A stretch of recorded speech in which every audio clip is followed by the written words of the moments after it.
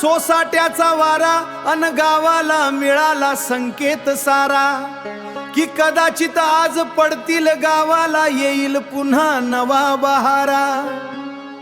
गावच्या नभात दाटुनी आले काळे कुट्ट मेघ आणि पर्जन्य वृष्टी होणार काळ्या दगडावरची पांढरी रेघ।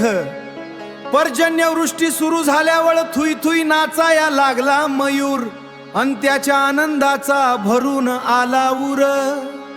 निसर्गाचे विलोभनीय रूप पाहून माझे मन त्यावरी भाळले, न जाणे त्या निसर्गासून हान किती क्रूररित्या जाळले। पर्जन्याचे थेंब तांबड्या मातीत मिसळून दरवळणारा तो नैसर्ग सुगंध।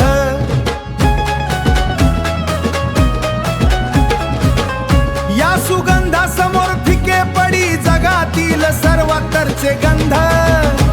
जो शेतकरी हवालदिल झालेला उन्हाळ्याच्या तडाख्यानं,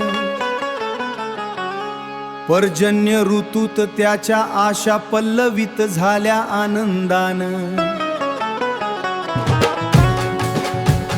पर्जन्य ऋतू त्याच्या आशा पल्लवित झाल्या आनंदानं। परंतु पाहुनी नुकसान जे झाले चक्रीवादळाच्या तडाख्याने, संपूर्ण कोकणच ग्रस्त झाला नैराश्याने। दरवेळी पर्जन्य ऋतूत दिसते निसर्गाचे मनमोहक रूप, परंतु मनुष्याने प्रदूषणामुळे केले ते कुरूप। त्यामुळे कचित निशाने धारण केला असावा रौद्र रूप।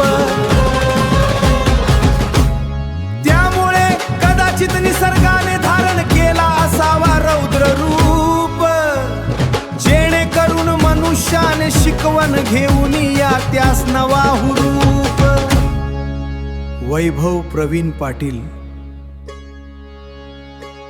तालुका वसई, जिल्हा पालघर।